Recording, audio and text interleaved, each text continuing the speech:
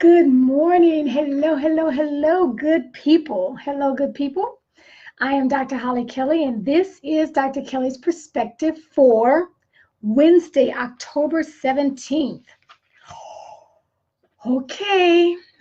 I am prayerful. I am hopeful that you are on point with your lip.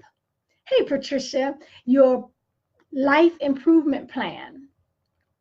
Because if you didn't realize, and I'm sure you did, if you did not realize, though, life will not change. Your situation, your circumstances, your surroundings, your environment, your future will not change unless you are being intentional and deliberate about the change.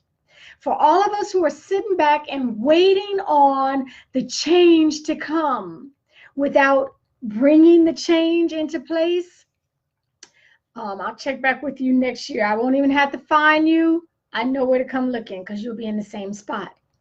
So remember that. Make sure that we realize live and in color that nothing changes until or unless we change. Hey, Tanya and Kendra. So here's Sentinel 1. Thank you for joining me on Periscope. I've entitled this one, What Will You Leave? And my question comes from the thought of our legacy, our families. Because it matters not where we come from. Now, if you just thought, yes, it does matter. You don't know how I grew up. You don't know what my beginnings were. I will say it matters not to those who want the change. Because we can use the place, the environment, the family, the economics, the education, the addiction past. We can use all of that, and it can remain a crutch to us.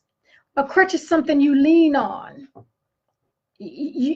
Something is injured, something is broken, something is not working to full capacity, and so the crutch comes along and helps us.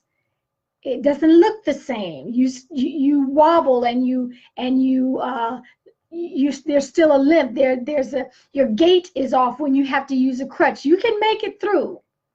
Now you can get to where you need to be on a crutch, but it's not with the full efficiency of when you have active, healthy limbs. And life can be like that because sometimes we can use our background, we can use our past, we can use our beginnings as the crutch. And we can resort to, well, look, you don't know how I grew up. You don't know what I grew up in. You don't know what kind of family I have. You have no idea where I started. You can use all that, but there is yet another option. There is still another option. Hey, Brian and Kendra, if I missed you. The other option is to strengthen what you have. Strengthen what you have. Be deliberate and intentional with healing. Do everything that needs to be done so that you can heal. So that you're not reliant on the crutches. Because yes, you can get through life, but you're going to stumble. You're going to limp. It's going to be noticeable. So we yet have a choice. And the reason, well, Brian says crutches are an explanation for failure. And I will say, I'm going to take a slight pushback on that because there is a point in time when we need crutches. The impact has been so traumatic that we need assistance. We need help. But you cannot make me believe years later you still need those crutches. We have just sometimes learned to rely on. It has become such a part of our norm. We have made it, it's comfortable for us now. You can sit in a situation so long that you don't even recognize it's dysfunctional. It's, there are better ways to do this. And oh, wow, I really don't need that. So there come a point in time when you no longer when you no longer, for those who want to keep growing, for those who want desperately the change, for those who are mandating that they leave a better legacy to those coming behind them, there will come a point in time when you say, I've got to do without this crutch. You got to call it what it is and do without it and move forward.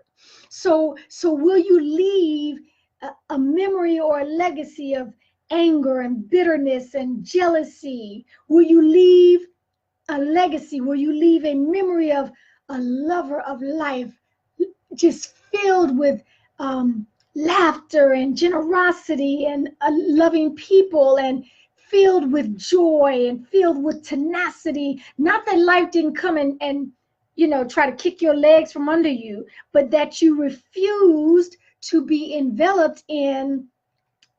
You can work through pain to be successful. Absolutely. Absolutely, we can. We have to learn to do that. We have to learn to do that. So my question to you, my challenge to you is to answer your question. What are you going to leave?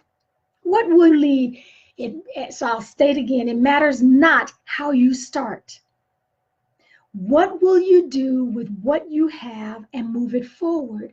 What will you leave? What will be the memories? What will be the thoughts that people think of you, think of us, think of our families when we are no longer physically here? Okay, we all have a choice. We have a choice. Sometimes when the choice is difficult, when the choice is hard, when the choice is painful, we stop and simply say, I didn't have a choice. Oh my goodness, I had no choice. You should have seen what I was dealing with. And that's not always the truth. The truth lies in, it was a difficult choice that you chose not to make. It was a painful choice that you chose not to take. But we had the choice. And so that is my, how do I want to be remembered? I'll have to pull that one up.